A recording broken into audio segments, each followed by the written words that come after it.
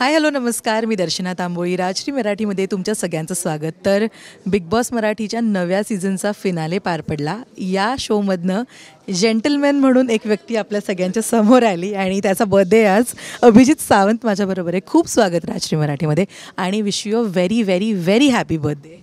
धन्यवाद. Thank you so much. Thank you. Abhijit, म्हणजे मी पुढे प्रश्न विचारीन त्याआधी मला सांग, कसा आहेस? पाय कसा आहे? बोटं कशी आहे? आता तरी ठीकठाक आहे आणि ते सगळ्या चेकअप होतील की कितपर्यंत काय काय रिपोर्ट्स काय काय निघतील त्यावेळेला कळेल की काय मोठी इंजरी आहे की नाही आहे. पण आतापर्यंत सगळ्या व्यवस्थित आहेत गोष्टी. या घराने या शोने तुला एक नवीन टॅग दिला, तो म्हणजे जेंटलमॅनचा. मला खूप प्रश्न विचारायचे आहेत, पण जरा सुरुवातीला आपण प्रेक्षकांना खुश करूयात का एका गाण्याने? तुझ्या मनातलं गाणं 2 ओळी.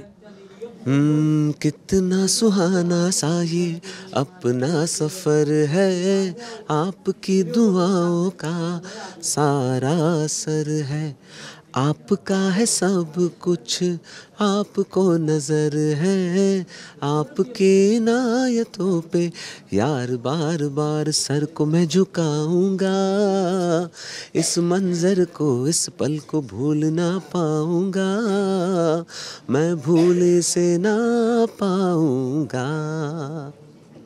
हा एक प्रेक्षकांना सुरेल धन्यवाद म्हणूयात आपण. हेच एक सगळ्यांना एक ग्रॅटिट्यूड आहे, सगळ्यांना प्रेम, सगळ्यांचं प्रेम.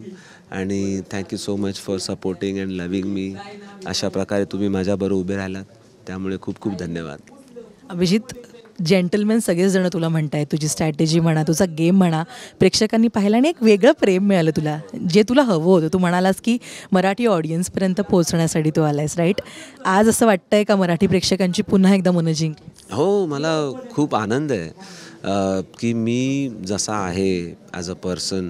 मला नेहमी वाटायचं की माझ्यामध्ये काही चांगले गुण आहेत, पण ते इतके कधी कधी चांगलपणा म्हणतो ना की आपल्यालाच नडतो, तसा एक विचार नेहमी असायचा. लोक आम्हाला उपदेश देतात बाहेर की अरे तू खूपच जास्त चांगला आहेस यार, तू म्हणजे तुला सगळे लोक गुंडाळतील. किंवा ज्यावेळेला बिग बॉसमध्ये आणि मराठी बिग बॉसमध्ये यायचं ठरलं त्यावेळेला मेन उद्देश हाच होता की लोकांसमोर माझी एक जी इमेज आहे ती मी मांडावी लोकांसमोर, त्यांना दाखवावं की एक्झॅक्टली मी कसा आहे.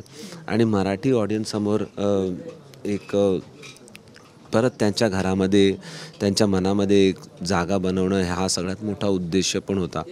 कारण काय, मी एवढे वर्ष ज्यावेळेला हिंदीमध्ये काम करत होतो, लोकांचं एक असं त्यांचा एक समज होत गेलेला की बाबा हा हिंदी आर्टिस्ट आहे, त्यांना हा हिंदीमध्ये जास्त काम करतो आहे आणि हिंदीमधलाच आहे.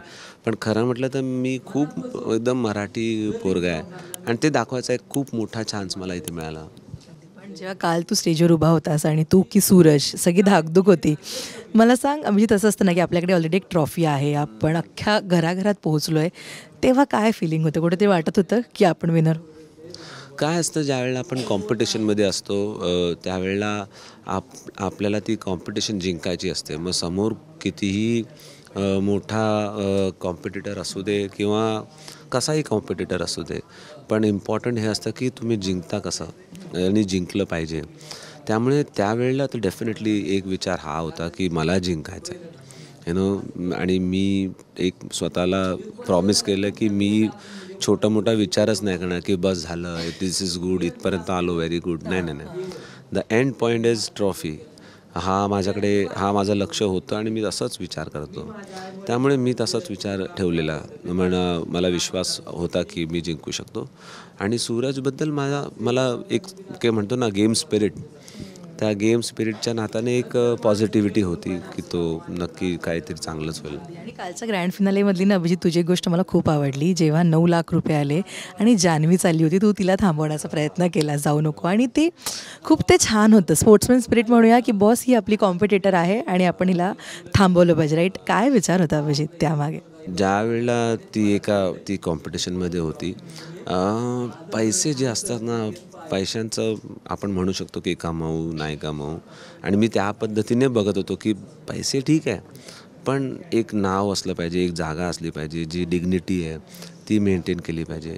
पण नंतर एक साईडनी मी ज्यावेळेला जान्हवीच्या साईडने विचार केला की हा, आणि गेमच्या पद्धतीने विचार केला ना की हा एक गेमच होता, हा पण एक खेळ होता, एक टास्क होता, जो मला असं वाटतं की जान्हवीने सगळ्यात बेस्ट खेळला.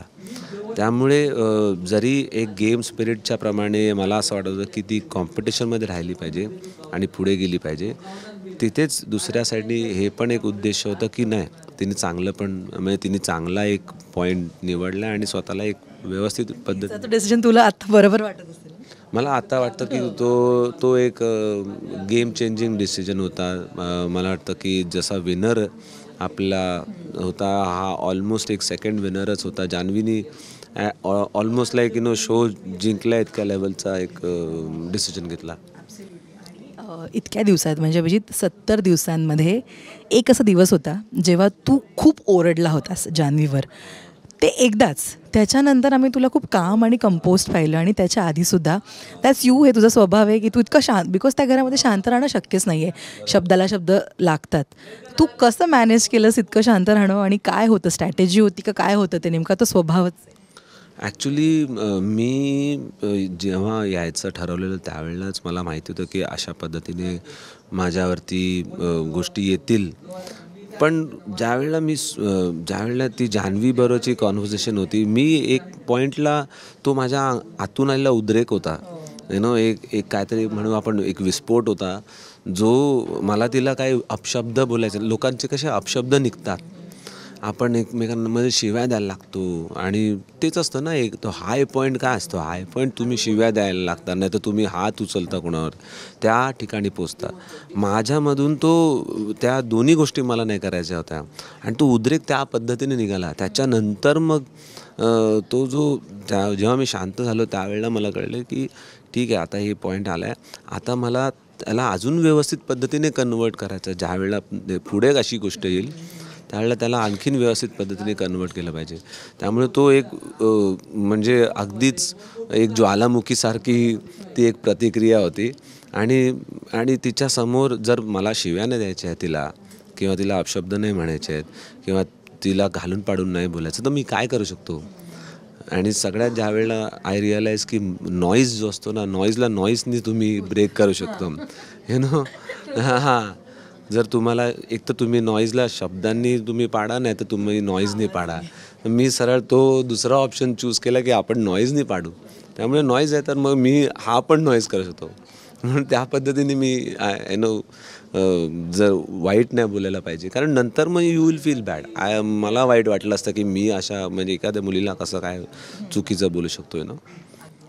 निक्की बरोबरची तुझी मैत्री ही खूपच चर्चेत राहिली या एवढ्या महिन्यांमध्ये.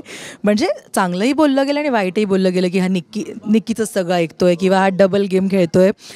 अभिजित, मला एकतर त्या तुझ्या डबल ढोलकी स्वभाव जे काही तुला बोललं गेलं त्यावर एक्सप्लेनेशन ऐकायला आवडेल, आणि आत्ता इथून पुढे निक्की बरोबरची ती मैत्री राहणार आहे का? सगळ्यात पहिली गोष्ट म्हणजे मी माझा एक रस्ता शोधत होतो घरामध्ये. मी वेगवेगळ्या लोकांबरोबर बसत होतो. आपण काय महिन्याभरामध्ये आपण पहिल्यांदा एक वाईब जुळते, त्यावेळेला आपण एकत्र येतो, लोक एकत्र येतात. पण नंतर त्यांचे विचार एकमेकांशी काय म्हणतो ते आपटायला लागतात, एकमेकांसमोर यायला लागतात. आणि कोणाकोणाचे शब्द म्हणजे ते वाटायचं की नाही जमत आहेत.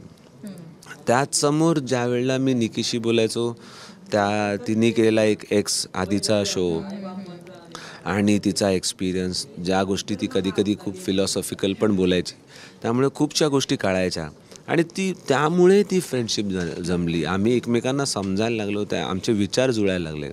असं काही नव्हतं की आम्हाला गेम खेळायचा तर मी जाऊन बी टीममध्ये बसायचो, ती ए टीममध्ये बसायची. पण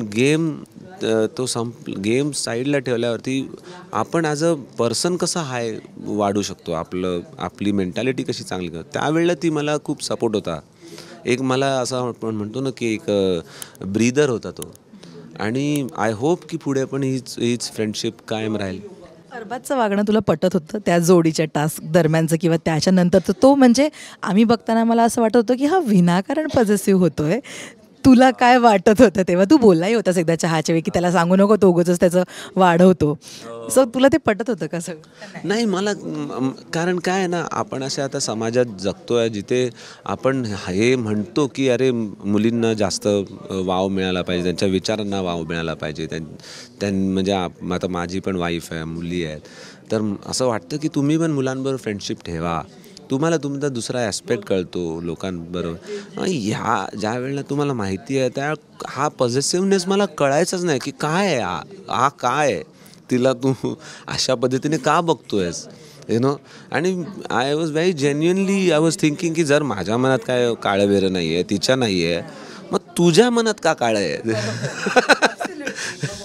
हे प्रत्येकाला ॲक्च्युली पडलेला प्रश्न आहे, पण ॲक्च्युली खूप आहे. बट तुला खूप इंटरव्ह्यू द्यायचे आहेत. मला सांग अभिजित, 70 दिवसाचा हा प्रवास बिग बॉस मराठीच्या घरातला तुला काय नेमकं शिकवून गेला? मला खूपशा गोष्टी शिकवल्या. मी एक तर ह्या गेमबद्दलचा सगळ्यात महत्त्वाचं गोष्ट म्हणजे जो रिस्पेक्ट आहे तो माझ्या मनात खूप जास्त वाढला. आयुष्यामध्ये आपण कसं आपल्या डिफिकल्टीजला फेस करत असतो ते मला शिकायला मिळालं. कारण आपण खूप वेळानं आपल्या चुका आपल्या जाऊ दे म्हणून अवॉइड करतो. बिग बॉस तेच सांगतो सगळ्यात महत्त्वाचं की जाऊ दे म्हणू नका कधी कोणत्या गोष्टीला. यू फेस इट, कारण त्याच्यामध्ये त्या फेस केल्यानंतरच तुम्हाला तुमच्या प्रॉब्लेमचं सोल्युशन मिळणार आहे. हा एक मोठा आणि मग तुम्ही कसं कॉन्स्टंटली त्याला फेस करत जातात, कारण तुम्हाला माहिती नाही सक्सेस मिळेल की नाही मिळेल, पण इम्पॉर्टंट आहे की तुम्ही किती कणखर होऊ शकता. That is I learn from the show. आणि निवांत गप्पा मारायला भेटूयात, पण वेळ दिला इतक्या छान गप्पा मारायला त्याची खूप शुभेच्छा. लवकर इंटरव्ह्यू संपव आणि बर्थडे एन्जॉय कर तुझा. All the best Abhijit.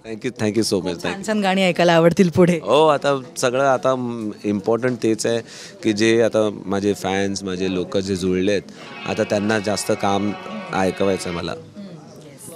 शुभेच्छा तुला त्यासाठी. थँक्यू.